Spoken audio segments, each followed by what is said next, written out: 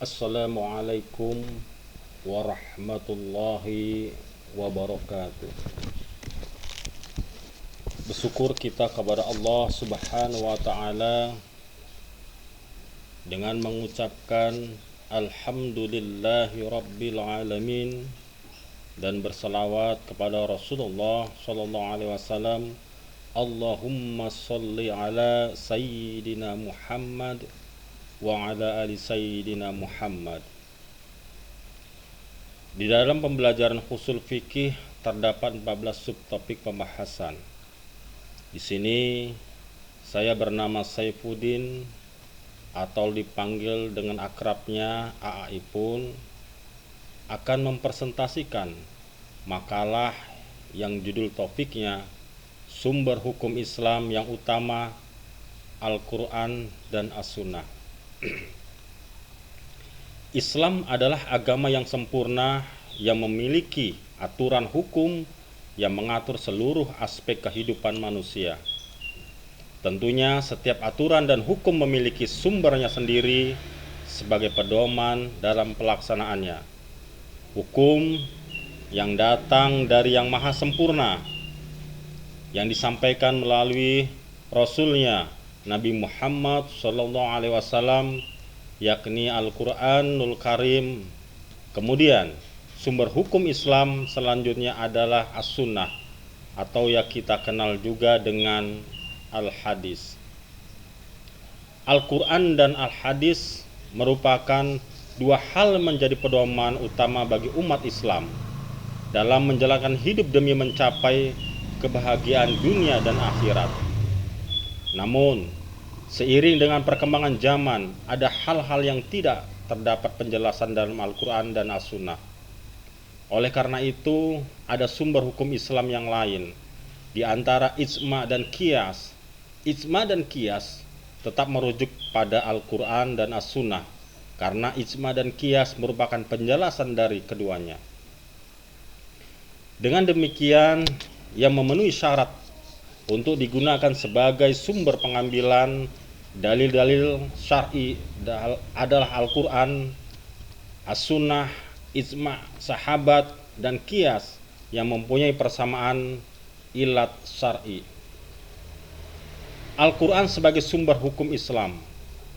Al-Quran adalah firman Allah Subhanahu wa taala yang diturunkan kepada Nabi Muhammad SAW secara berangsur-angsur melalui malaikat Jibril. Al-Quran menggunakan bahasa Arab dengan makna yang benar sebagai hujah bagi Rasulullah SAW dan dijadikan sebagai pedoman hukum bagi seluruh umat manusia, di samping merupakan amal ibadah bagi yang membacanya.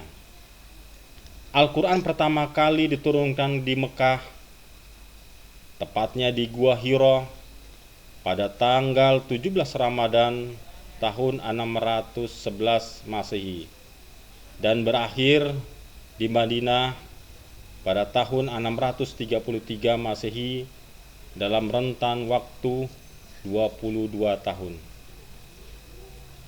Banyak argumentasi yang menunjukkan bahwa Al-Quran itu datang dari Allah Subhanahu wa taala dan merupakan mukjizat yang mampu menundukkan manusia dan tidak mungkin kita tiru. Ada seorang kepala klan Bani Makhzum. Beliau dari suku Quraisy. Klannya ia bertugas bertanggung jawab atas materi-materi perang. Beliau bernama Walid bin Mughirah. Beliau berkata, sesungguhnya Al-Quran itu terdapat sesuatu yang lezat dan pula keindahannya. Apabila di bawah menyuburkan dan apabila di atas menghasilkan buah, dan manusia tidak akan mungkin mampu berucap seperti Al-Quran. Fungsi Al-Quran sebagai sumber hukum Islam itu ada 4. Yang pertama, Al-Quran sebagai petunjuk. Yang kedua, Al-Quran sebagai penjelas. Dan yang ketiga, Al-Quran sebagai pembeda. Dan yang terakhir, Al-Quran adalah sebagai obat.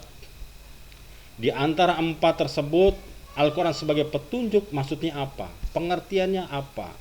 Al-Quran sebagai petunjuk artinya Al-Quran merupakan suatu aturan yang harus diikuti, layaknya sebagai papan jalan yang ada pada jalannya. Yang kedua, yaitu Al-Quran sebagai penjelas. Maksudnya apa?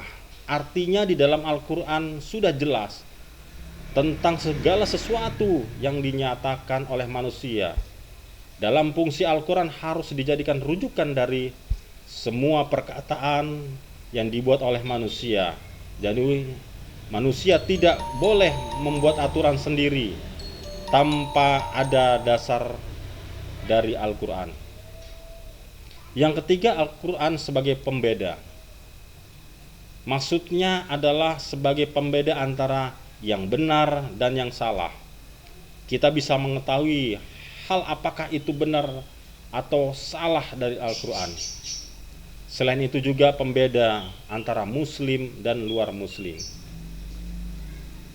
Dan selanjutnya Al-Quran sebagai obat.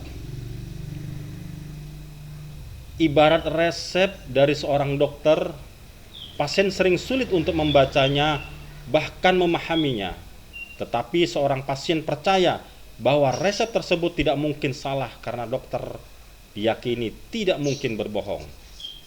Itulah sumber hukum Islam yang utama di dalam Al-Quran.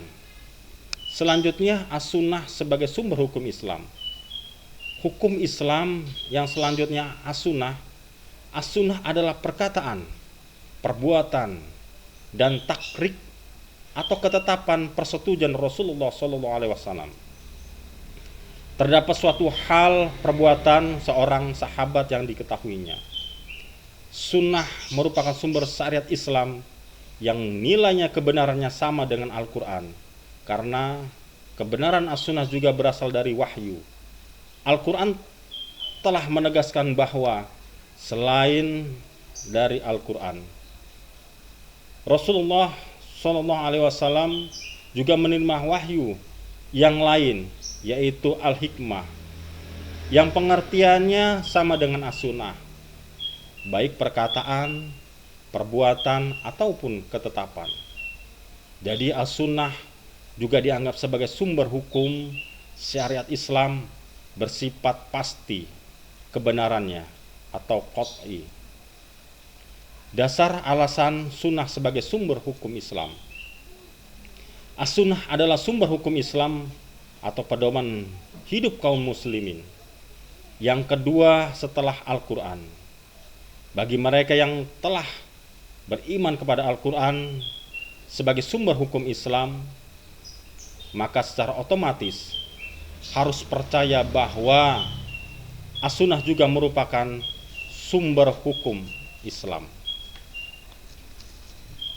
Di dalam Al-Quran dijelaskan di antara lain yaitu setiap mukmin harus taat kepada Allah Subhanahu wa taala dan Rasulullah SAW.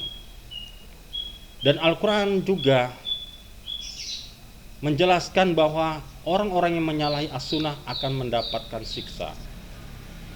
Dan juga berhukum terhadap As-Sunnah adalah tanda orang yang beriman.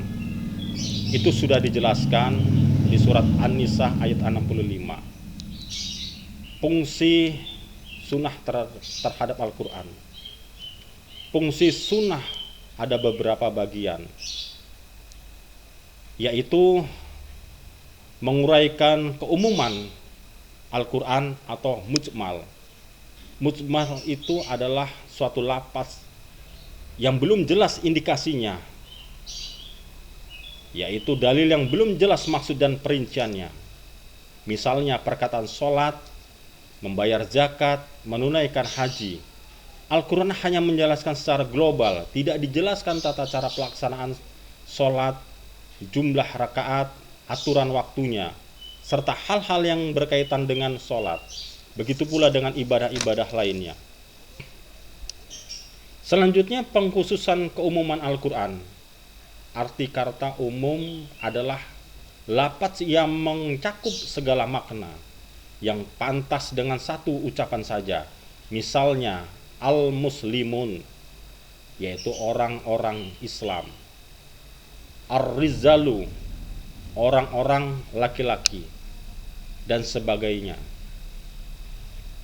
Dalam hadis sahih disebutkan, kami para nabi tidak mewariskan atau harta apa yang kami tinggalkan menjadi sedekah. Hadis riwayat Bukhari. Selanjutnya takyid. Takyid itu adalah pensyaratan terhadap ayat Al-Quran yang mutlak. Arti kata mutlak ialah lafaz yang menunjukkan suatu yang masih umum pada suatu jenis. Misalnya lafaz budak, mukmin, kafir. Dan selanjutnya pelengkap keterangan sebagai dari hukum-hukum. Peranan as-sunnah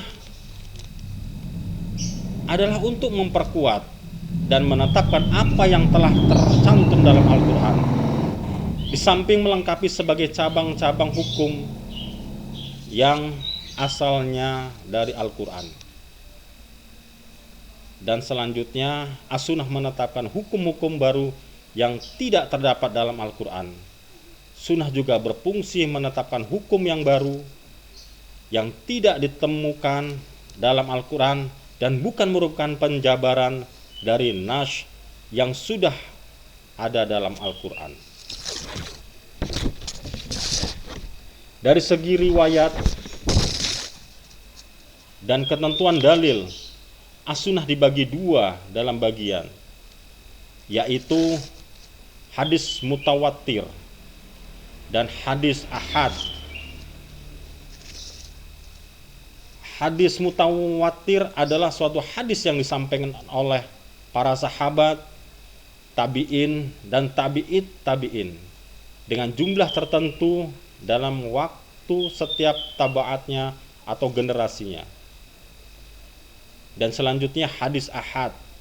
Hadis ahad adalah hadis yang tidak memenuhi syarat mutawatir pada 3 tobakat. Hadis ahad ini dibagi 2 kelompok berdasarkan jumlah perawi dan kualitas perawi. Jadi kesimpulan semua yang saya jelaskan dan saya terangkan dalam sumber hukum Islam, as-sunnah, dan Al-Quran. Jadi kesimpulannya adalah Al-Quran merupakan sumber hukum Islam. Yang pertama, atas dasar itu Al-Quran memiliki keistimewaan. Islam adalah agama yang dibawa oleh Nabi besar kita, yakni Nabi Muhammad SAW. Jadi dapat disimpulkan bahwa fungsi utama Al-Quran yaitu sebagai petunjuk atau huda, penjelasan atau bayinah, dan pembeda atau furqan. Mungkin hanya itu yang bisa saya jelaskan secara singkat mengenai tentang topik sumber hukum Islam dan as-sunnah. Lebih kurangnya saya mohon maaf dan saya mohon ampun kepada Allah Subhanahu wa taala. Billahi taufiq wal hidayah. Wassalamualaikum warahmatullahi wabarakatuh.